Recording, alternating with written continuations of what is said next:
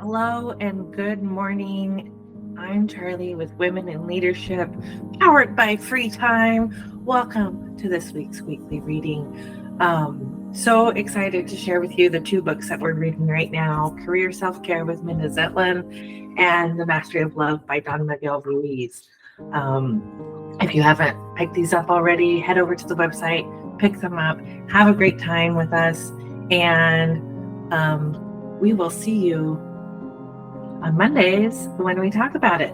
So without further ado, let's go ahead and get started with The Mastery of Love by Don Miguel Ruiz.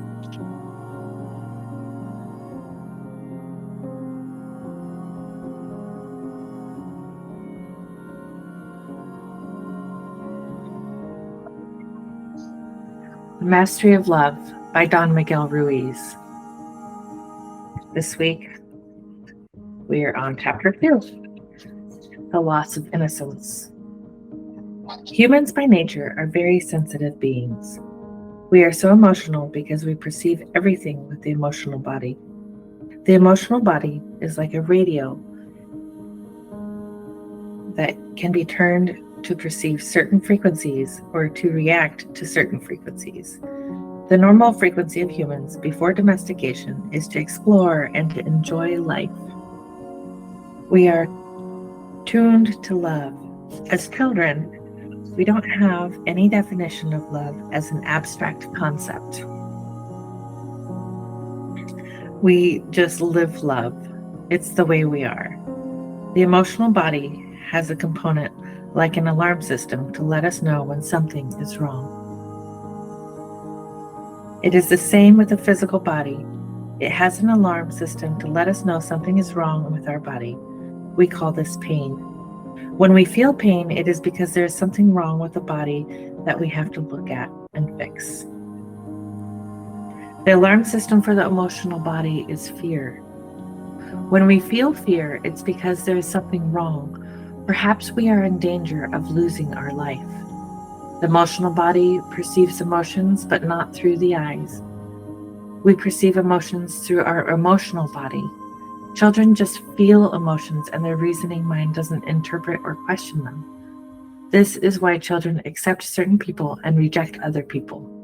When they don't feel confident around someone, they reject that person because they can feel the emotions that person is projecting.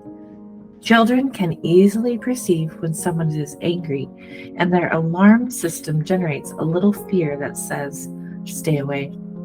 And they follow their instinct. They stay away.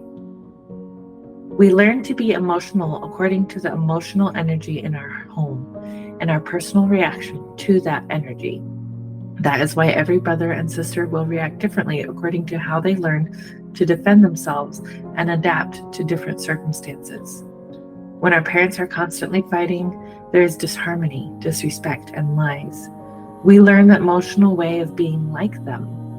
Even if they tell us not to be that way and to not lie, the emotional energy of our parents, of our entire family, will make us perceive the world in a similar way.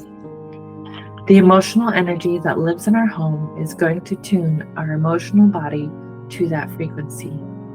The emotional body starts to change its tune, and it is no longer the emotional tune of the human being. We play the game of the adults. We play the game of the outside dream, and we lose. We lose our innocence. We lose our freedom. We lose our happiness, and we lose our tendency to love. We are forced to change, and we start perceiving another world, another reality. The reality of injustice, the reality of emotional pain, the reality of emotional poison. Welcome to hell. The hell that humans create, which is the dream of the planet. We're welcomed into that hell, but we don't invent it personally. It was here before we were born. You can see how real love and freedom are destroyed by looking at children. Imagine a child 2 or 3 years old running and having fun in the park. Mom is there watching the little guy, and she's afraid he might fall and hurt himself. At a certain Mom is there watching the little guy, and she's afraid he might fall and hurt himself. At a certain point, she wants to stop him, and the child thinks Mom is playing with him, so he tries to run faster from her. Cars are passing in the street nearby, which makes Mom even more afraid, and finally, she catches him. The child is expecting her to play, but she spanks him. Boom. It's a shock. The child's happiness was the expression of love coming out of him, and he does not understand why she's acting this way. This is a shock that stops love little by little over time. The child does not understand words, but even so, he can question why. Running and playing is an expression of love, but it's no longer safe because your parents punish you when you express your love. They send you to your room and you cannot do what you want to do. They tell you that you are being a bad boy or a bad girl, and that puts you down. That means punishment. In the system of reward and punishment, there is a sense of justice and injustice, what is fair and what is not fair. The sense of injustice is like a knife that opens an emotional wound in the mind. Then, according to a reaction to the injustice, the wound may get infected with emotional poison. Why do some wounds get infected? Let's look at another example. Imagine that you are 2 or 3 years old. You are happy, you are playing, you are exploring, you aren't conscious of what is good, what is bad, what is right, what is wrong, what you should be doing, what you shouldn't be doing, because you are not yet domesticated. You are playing in the living room with whatever is around you. You don't have any bad intention. You don't try to hurt anything, but you are playing with your daddy's guitar. For you, it's just a toy. You don't try to hurt your daddy at all, but your father is having one of those days when he doesn't feel right. He has problems in his business and he goes into the living room and finds you playing with his things. He gets mad right away and he grabs you and spanks you. This is injustice from your point of view. Your father just comes and with anger he hurts you. This was someone you trusted completely because he is your daddy. Someone who usually protects you and allows you to play and allows you to be you. Now there is something that doesn't quite fit. That sense of injustice is like a pain in your heart. You feel sensitive. It hurts and it makes you cry. But you cry not just because he spanks you. It's only the physical aggression that hurts you. It's the emotional aggression you feel as is not fair. You didn't do anything. The sense of injustice opens a wound in your mind. Your emotional body is wounded. And in that moment, you lose a little part of your innocence. You learn that you cannot always trust your father, even if your mind doesn't know that yet, because your mind doesn't analyze. It still understands. I cannot trust. Your emotional body tells you there is something that you cannot trust, and that something can be repeated. Your reaction might be fear. Your reaction might be anger or being shy or just crying. But that reaction is already emotional poison, because the normal reaction before domestication is that your daddy spanks you and you want to hit him back. You hit him back or just intend to put your hand up, and that makes your father even madder at you. The reaction of your father for just putting your hand up against him creates a worse punishment. Now you know he will destroy you. Now you are afraid of him and you no longer defend yourself because you know it will only make things worse. You still don't understand why, but you know your father can even kill you. This opens a fierce wound in your mind. Before this, your mind was completely healthy. You were completely innocent. After this, the reasoning mind tries to do something with the experience. You learn to react in a certain way, your personal way. You keep that emotion with you, and it changes your way of life. This experience will repeat itself more often now. The injustice will come from mom and dad, from brothers and sisters, from aunts and uncles, from the school, from society, from everyone. With each fear, you learn to defend yourself, but not the way you did before domestication, when you would defend yourself and just keep playing. Now there is something inside the wound that at first is not a big problem: emotional poison. The emotional poison accumulates and the mind begins to play with that poison. Now we start to worry a little about the future because we have the memory of the poison, and we don't want that to happen again. We also have memories of being accepted. We remember mom and dad being good to us and living in harmony. We want the harmony, but we don't know how to create it. And because we are inside the bubble of our own perception, whatever happens around us now seems as if it is because of us. We believe mom and dad fight because of us, even if it doesn't have anything to do with us. Little by little, we lose our innocence. We start to feel resentment. Then we no longer forgive. Over time, these incidents and interactions let us know it's not safe to be who we really are. Of course, this will vary in intensity with each human according to his intelligence and his education. It will depend on many things.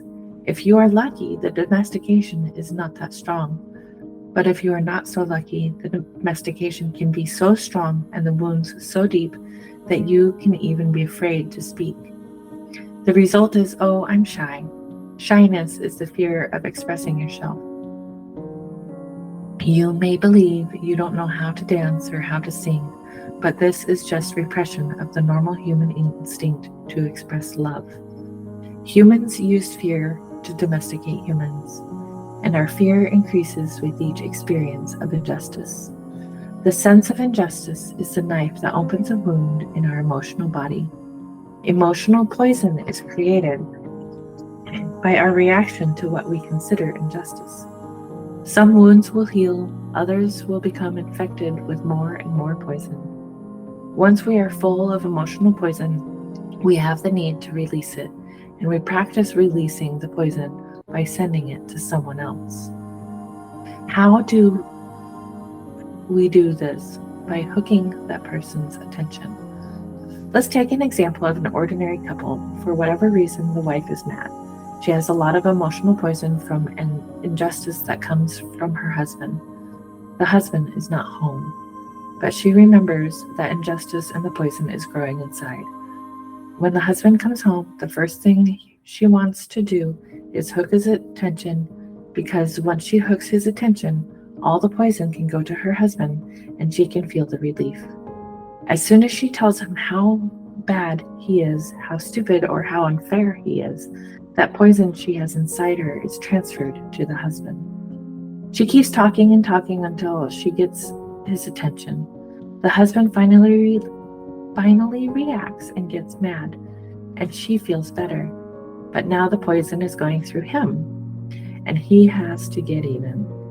He has to hook her attention and release the poison. But it's not just her poison, it's her poison plus his poison. If you look at this interaction, you will see that they are touching each other's wounds and playing ping pong with emotional poison. The poison keeps growing and growing until someday one of them is going to explode.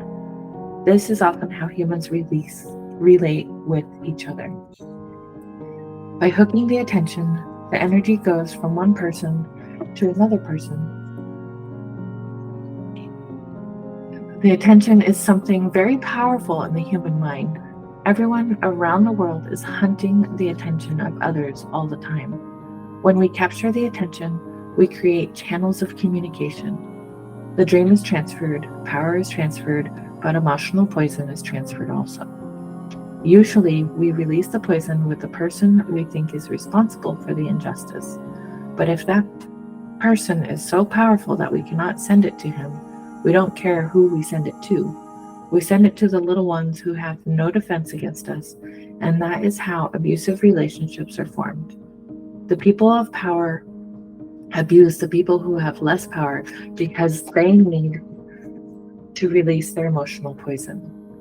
We have the need to release the poison, and sometimes we don't want justice. We just want to release. We want peace. That is why humans are hunting power all the time, because the more powerful we are, the easier it is to release the poison to the ones who cannot defend themselves. Of course, we are talking about relationships and hell. We are talking about the mental disease that exists on this planet. There is no one to blame for this disease.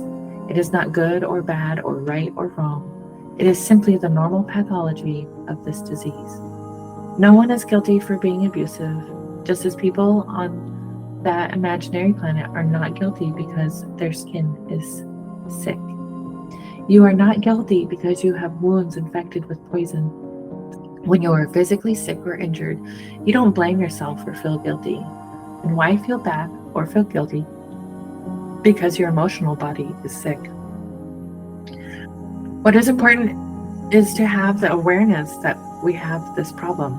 If we have the awareness, we have the opportunity to heal our emotional body, our emotional mind, and stop the suffering. Without the awareness, there is nothing we can do. The only thing we can do is to keep suffering from the interaction with other humans, but not just with other humans, the interaction with our own self, because we also touch our own wounds just to be punished.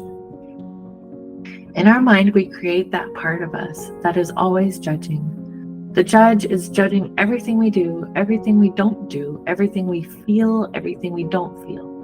We are judging ourselves all the time, and we are judging everyone else all the time, based on what we believe and based on the sense of justice and injustice. Of course, we find ourselves guilty and we need to be punished. The other part of our mind that receives the judgment and has the need to be punished is the victim. That part of us says, "Poor me, I'm not good enough.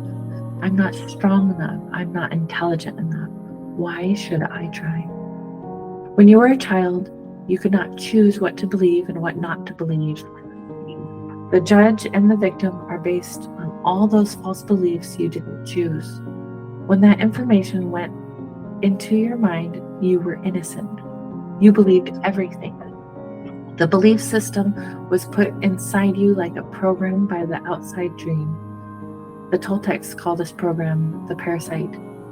The human mind is sick because it has a parasite that steals its vital energy and robs it of joy. The parasite is all those beliefs that make you suffer. Those beliefs are so strong that years later, when you learn new concepts and try to make your own decisions, you find that those beliefs still control your life. Sometimes the little child inside you comes out, the real you that stays at the age of 2 or 3 years old. You are living in the moment and having fun, but there is something pulling you back. Something inside feels unworthy of having too much fun. The inner voice tells you that your happiness is too good to be true. It isn't right to be happy. All the guilt, all the blame, all the emotional poison in your emotional body keeps pulling you back into the world of trauma. The parasite spreads like a disease from our grandparents to our parents to ourselves, and then we give it to our own children. We put all those programs inside our children the same way we train a dog. Humans are domesticated animals, and this domestication leads us into the dream of hell where we live in fear. The food for the parasite is the emotions that come from fear. Before we get the parasite, we enjoy life, we play, we are happy, we are like little children. But after all that garbage is put into our minds, we are no longer happy. We learn to be right and to make everyone else wrong. We need to be right. The need to be right is the result of trying to protect the image we want to project to the outside. We have to impose our way of thinking, not just onto other humans, but even upon ourselves. With awareness, we can easily understand why relationships don't work. With our parents, with our children, with our friends, with our partner, and even with ourselves. Why doesn't the relationship with ourselves work? Because we are wounded and we have all that emotional poison that we can hardly handle. We are full of poison because we grew up with an image of perfection that is not true, which does not exist, and in our mind isn't fair. We have seen how we create that image of perfection to please other people. even though they create their own dream that has nothing to do with us. We try to please mom and dad, we try to please our teacher, our minister, our religion, and God. But the truth is that from their point of view, we are never going to be perfect. That image of perfection tells us how we should be in order to acknowledge that we are good, in order to accept ourselves. But guess what? This is the biggest lie we believe about ourselves, because we are never going to be perfect, and there is no way that we can forgive ourselves for not being perfect. That image of perfection changes the way we dream. We learn to deny ourselves and reject ourselves. We are never good enough, right enough, or clean enough, or healthy enough. According to all those beliefs we have, there is always something to judge. The judge can never accept or forgive. That is why we reject our own humanity. That is why we never deserve to be happy. That is why we are searching for someone who abuses us, someone who will punish us. We have a very high level of self-abuse because of that image of perfection. When we reject ourselves and judge ourselves and find ourselves guilty and punish ourselves so much, it looks like there's no love. It looks like there is only punishment, only suffering, only judgment in this world. Hell has many different levels. Some people are very deep in hell, and other people are hardly in hell, but still, they are in hell. There are very abusive relationships in hell, and relationships with hardly any abuse. You are no longer a child, and if you have an abusive relationship, it is because you accept that abuse, because you believe you deserve it. You have a limit to the amount of abuse you will accept, but no one in the whole world abuses you more than you abuse yourself. The limit of your self-abuse is the limit you will tolerate from other people. If someone abuses you more than you abuse yourself, you walk away, you run, you escape. But if someone abuses you a little less than you abuse yourself, perhaps you stay longer. You still deserve that abuse. Usually, in a normal relationship in hell, it's about payment for injustice. It's about getting even. I abuse you the way you need to be abused, and you abuse me the way I need to be abused. We have a good equilibrium. It works. Of course, energy attracts the same kind of energy, the same vibration. If someone comes to you and says, "Oh, I'm so abused," and you ask, "Well, why did you stay there?"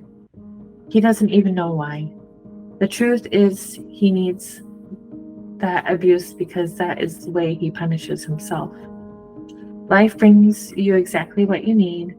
There is perfect justice in hell. There is nothing to blame. We can even say that our suffering is a gift. If you just open your eyes and see what is around you, it's exactly what you need to clean your poison, to heal your wounds, to accept yourself, and to get out of hell. The Mastery of Love by Don Miguel Ruiz. That was chapter 2, The Loss of Innocence.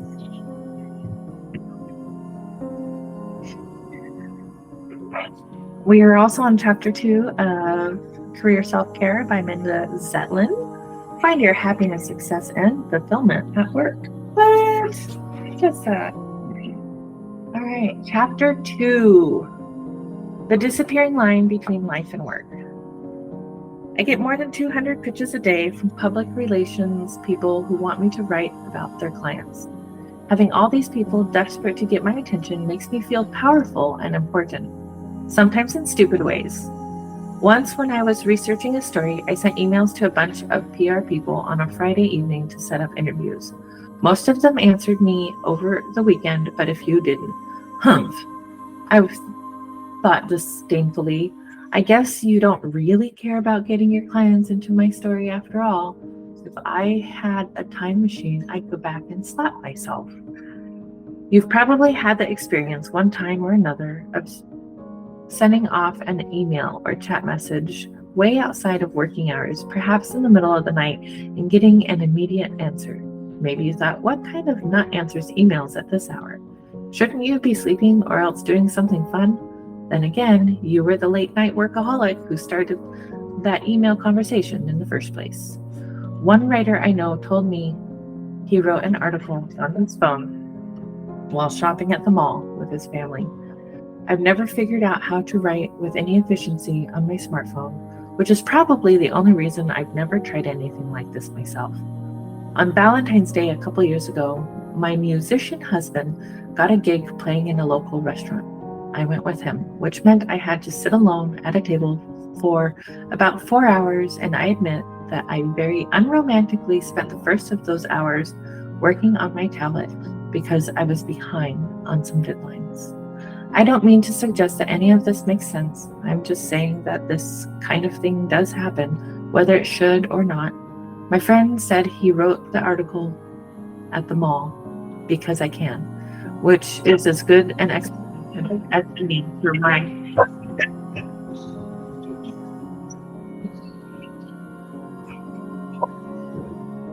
I spent time working in a restaurant on Valentine's Day.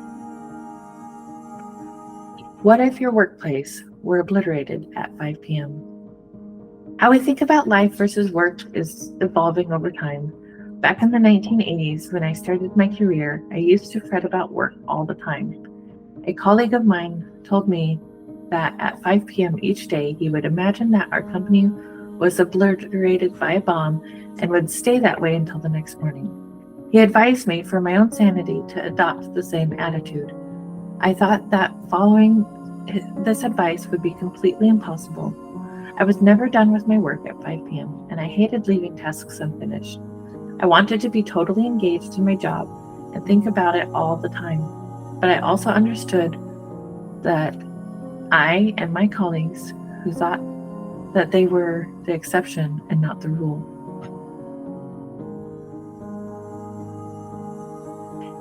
In 2000, I remember reading an article about working at Microsoft that mentioned how engineers would often answer each other's emails in the middle of the night. It was seen as a good thing. They were devoted to their jobs. Just a couple of years later, I went on to a dive trip with a group that included a very busy defense lawyer. The other divers joked that they would throw his phone into the ocean if he took one more work call. But when some acquaintances from out of town got arrested for having magic mushrooms in their car on their way to a music festival, my first thought was to call that lawyer. I knew he'd be easy to reach and would work hard for them, both of which proved to be true. By 2014, though, I was horrified when I read an article by a busy advertising executive about how she had spent part of Thanksgiving Day sitting at the kitchen table in her mother's home. She held a conference call with her team and an important client while a pumpkin pie baked in the oven. I was so outraged by this that I wrote a whole column about it. It's one thing to take an idle moment when you're supposed to be off work to catch up on your own tasks, like I did at the Valentine's gig or my friend did at the mall. It's something else entirely. I expect the people who work for you to drop whatever they're doing on a major holiday so they can take part in your conference call. Even asking them to do that is wrong because they might fear falling behind on the path to promotion if they refuse. If they're right to think that refusing could damage their careers, that's even worse. Amazingly, this exec was presenting her Thanksgiving Day conference call as a good example of balancing life and work. She claimed that what she called an always-on approach to work wasn't at all a hardship, but instead a way of working smarter in the knowledge economy. She didn't see any harm in asking her employees to interrupt their holiday activities to participate in a business meeting. As I read the rest of her article, I kept thinking that she just didn't get it. In a growing number of places, the conference call on a major holiday is illegal. Increasingly, lawmakers and labor experts are advocating for and even legislating the right to disconnect. The idea is that people both need and are entitled to forget about work during non-work hours. The employers and colleagues cannot reasonably expect them to answer emails after hours or on weekends The rules obviously are somewhat different for people whose jobs require them to be available outside normal hours, such as doctors on call, firefighters, or emergency plumbers. But whatever the schedule, each of us needs some time every day and every week when we don't have to think about work at all. In most locations, we have them. Right to disconnect laws simply forbid employers from withholding promotions or otherwise disfavoring employees who don't respond to after-hours messages or phone calls. But some laws go further. In Germany and Portugal, for example, even sending an email to an employee after hours is illegal, whether or not you expect an immediate response. The fact that protecting these rights by law seems both logical and necessary today tells you just how far our work lives have slipped beyond what used to be their normal boundaries, and that's not good. A 2018 study from Virginia Tech called Killing Me Softly revealed that the mere expectation that employees check their email outside of work hours is enough to raise stress levels for both them and their families. To turn this bad trend around, you need more than just the right to disconnect. You also need the desire to disconnect. Most of us secretly like feeling tethered to our email as though it were an umbilical cord. It's not just because we believe our boss or our customers expect that from us, and it's not because we believe some disaster will happen and no one can reach us for a couple of hours. Or, I take that back, we do believe some disaster will happen if we disconnect for a couple hours. That disaster is that we will miss something. You've probably heard the term FOMO, an acronym for fear of missing out. It's a universal affliction in our digitally driven age. Discovering the joy of missing out. I'm guessing you didn't need psychology researchers to tell you that all of this attention to work outside work hours isn't good for you. I'm also guessing you check your email on your days off several times during the day, just like I do. But then there are the occasional days when, say, I go for a hike in the woods and I don't check my email or text messages or chat messages for a long while, mostly because I can't. And you know what? Those are really good days. It's not that I stop thinking about work when I'm away from it. I'm not wired to do that, and you probably aren't either. But I do stop thinking about work in terms of immediate problems to solve or short-term successes or failures. Instead, I start thinking about my bigger dreams and goals and challenges. You need that separation from the day-to-day of work in order to think those big strategic thoughts or come up with those creative ideas that can really make a difference. This is why people go on retreat, and it's why you so often come up with great ideas while doing something completely disconnected from work, such as boating or hiking or even standing in the shower. In the fall of 2019, I spent 5 days at Brighton Bush Retreat Center in Oregon, a place so completely off the grid that it makes its own geothermal electricity from the hot springs around and beneath its buildings. There is no internet of any kind. The only way to get cell signal is to drive 5 miles down the road. Brighton Bush does have an email account, and the office staff will relay a message to you, but only if there's a dire emergency.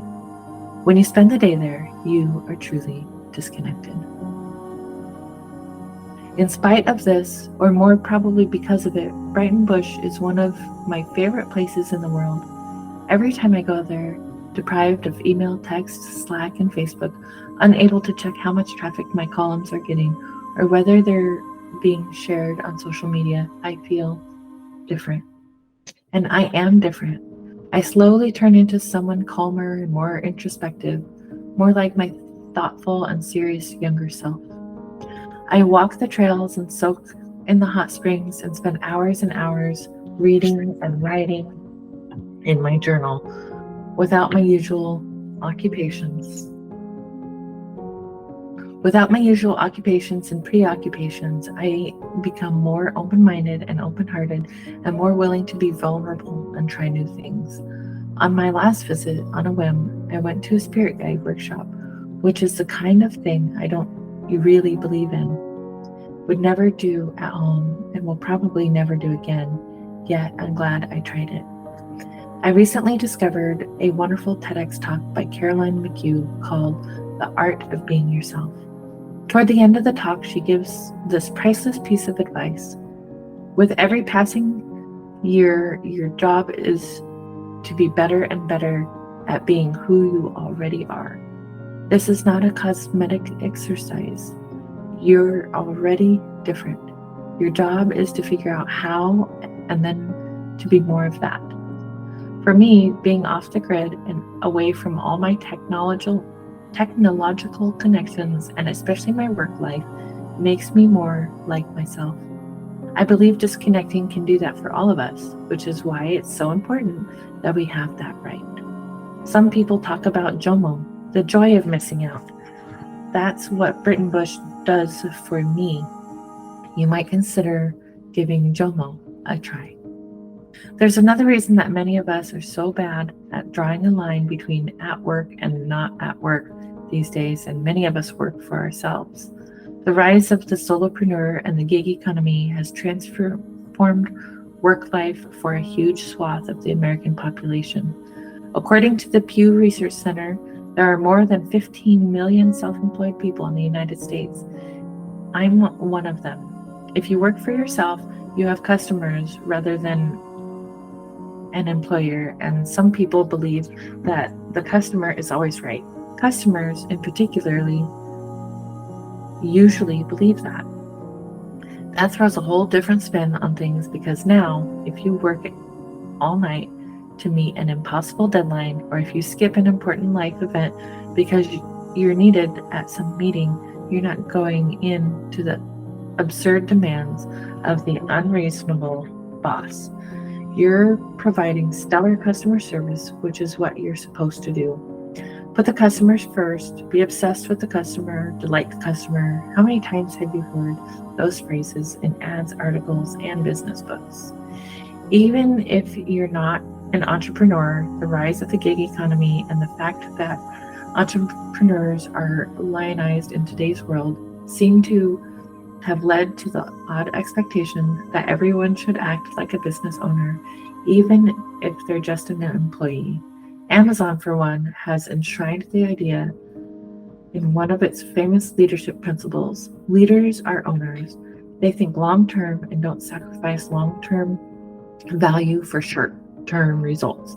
They act on behalf of the entire company, beyond just their own team. They never say, "That's not my job." The principle named ownership is number 2 on Amazon's list, second only to customer obsession.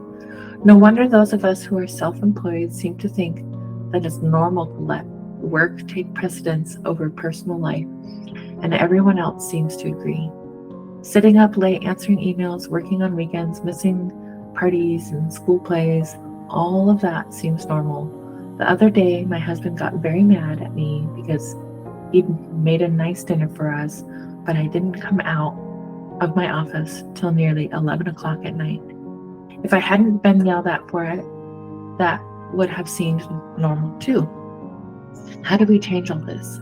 Can we rewrite the rules and create a new normal within our own lives, if not society at large? I think the answer is maybe. We live in a world where Amazon's principles are held up as examples of how to be successful. So are those of Apple CEO Tim Cook, who says he gets up at 3:45 every morning so he can start reading customers' emails. If you insist, for example, that you need a full 8 hours of sleep to function at your best, which, by the way, sleep experts say is true, you will definitely be outside the norm.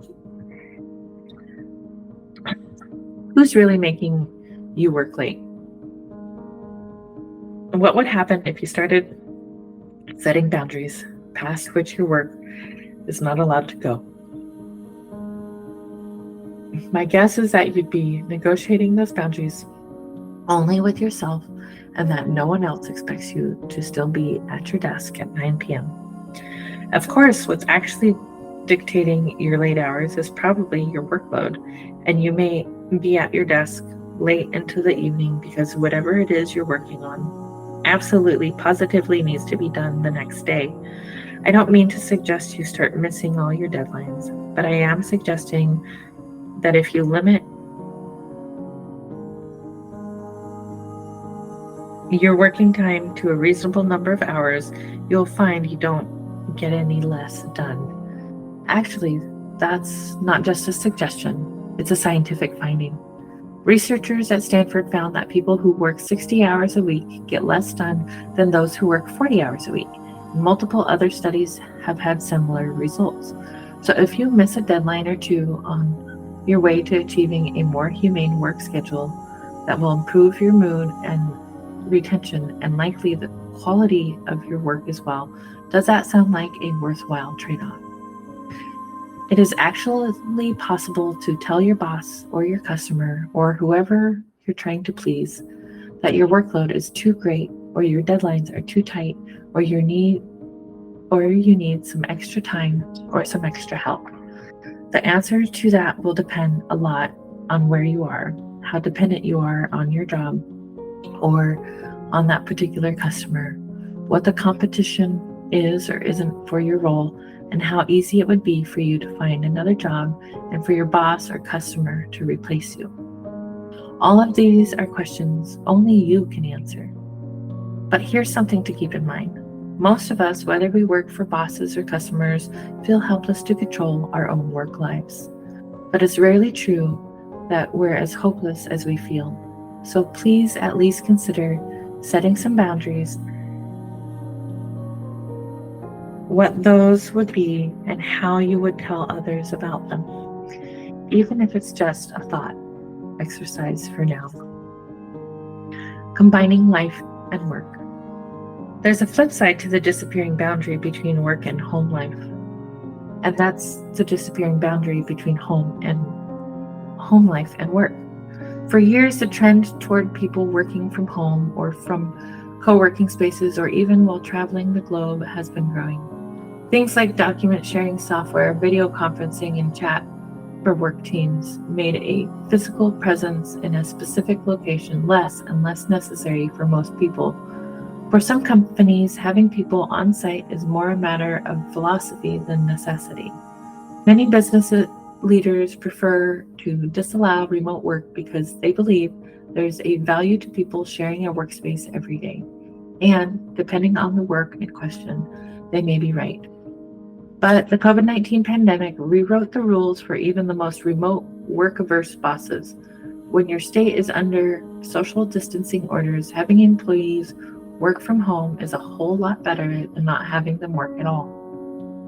Working from home may or may not increase your efficiency. Either way, it means, for instance, that you can often schedule your day around picking up your kids from school or taking a short daytime hike or even, in my case, going horseback riding. It means you can dress however you like and eat whatever you want for lunch and take your dogs for a walk whenever they need to go. Increasingly, though, you can do those things at the office too, especially if you work for a tech company in an urban area. At Amazon, for example, about 7,000 dogs are registered to accompany their owners to work, not as service dogs, but because Amazon leads the growing trend toward dog-friendly offices. It's true that welcoming dogs to the office is a relatively low-cost perk that helps Amazon and other companies recruit skilled employees and make them feel more at home. It's also true that it encourages people to stay in the office longer because they don't have to worry about a pooch at home needing to be walked. The same two motives apply to pretty much all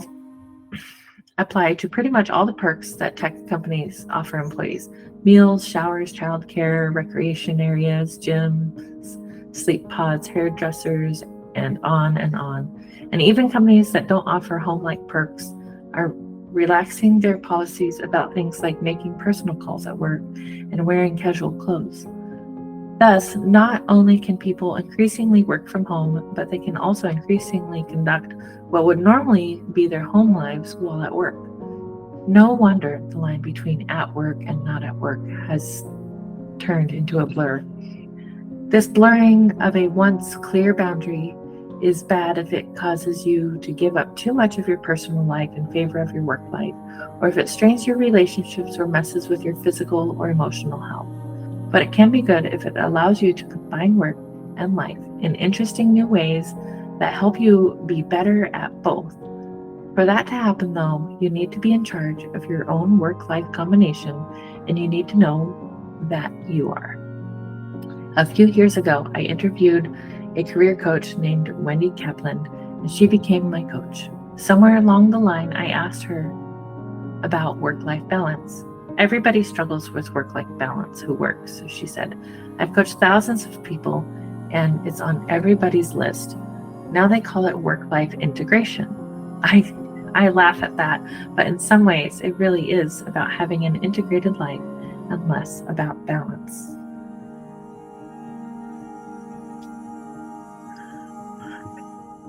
Kaplan said she thinks of the balance between work and life as a seesaw. Most of the time, one side is up and the other is down, and you're constantly moving back and forth between the two. There are periods of time when we all have to work our asses off, she said. We have a deadline, we have a commitment. We choose to do that for all the good reasons. And then there are times when it's not a heavy push and we can integrate more of our personal lives into our day. So it's about feeling satisfied where you are at the moment. Her comment made me think about one August a few years ago when my cousins in France sent their 14-year-old son to stay with us for a couple of weeks. I was and am a work-obsessed person. But when I found that my husband and I were completely responsible for an adolescent who had never been to the United States and didn't know much about it, all thoughts of work flew right out of my head. Although I managed to perform the bare minimum that I absolutely had to do over the next 14 days, my heart wasn't in it. My lack of interest in work was so complete and so unusual for me that it scared me. Was my all about work self gone for good? Was I going to be a slacker for here on out? That was a ridiculous worry. After 2 weeks of baseball games and outdoor concerts and tubing in the local creek and making him virgin mojitos while Bill and I had real ones, we drove my cousin back to JFK. He flew home to France, and everything, including my work obsession, went back to normal. The seesaw had tipped back the other way again. I still think that ad exec's Thanksgiving Day conference call was a ridiculous thing to do, but maybe she's onto something with her insistence that the ever blurrier line between our work lives and our real lives is something to be embraced and celebrated rather than resisted and feared. It only works, though, if we're the ones to decide which side of that line we're on. Exercises to try. Set a boundary. Pick one boundary that you would like to set between your work life and your real life. It should be a boundary that is meaningful to you. Perhaps taking a full hour for lunch outside the office every day, or leaving work early enough to make dinner at home. Or it might be something as simple as not opening your email after 8 p.m. Try to abide by that boundary every working day for 3 weeks. Use your journal, if you're keeping one, to keep track of which days you succeed at doing this, but please don't beat yourself up when you fail. I have been trying to set the boundary that I stop working every evening at 9 p.m., and I've missed that curfew more often than I've met it. But I'm still glad to be trying, because even when I fail, I do get done with work earlier than I would have otherwise, and I can always try again the next day.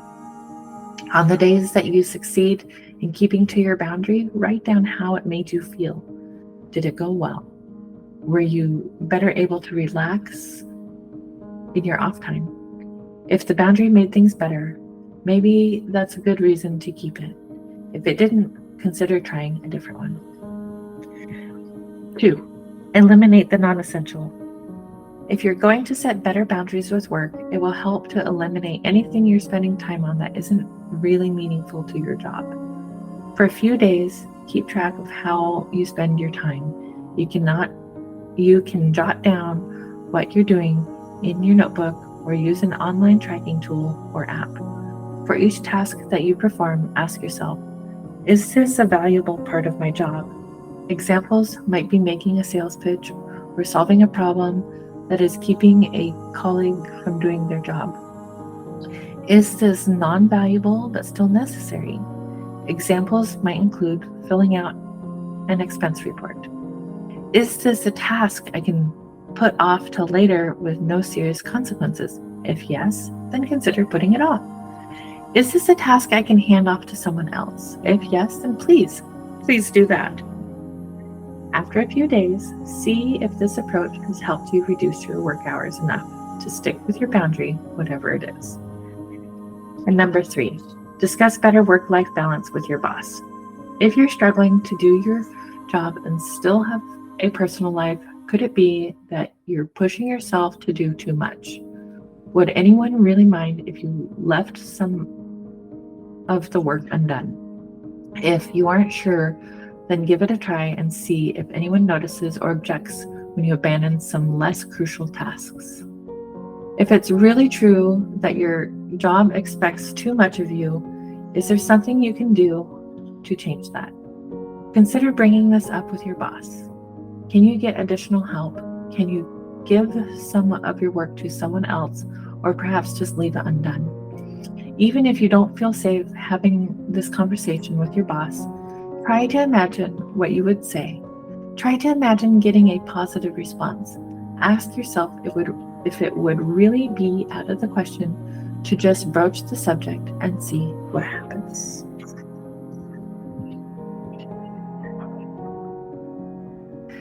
Thank you for joining us for this week's weekly reading. So glad you're here, and we'll talk about it on Monday. Have a wonderful day. Love you. Namaste.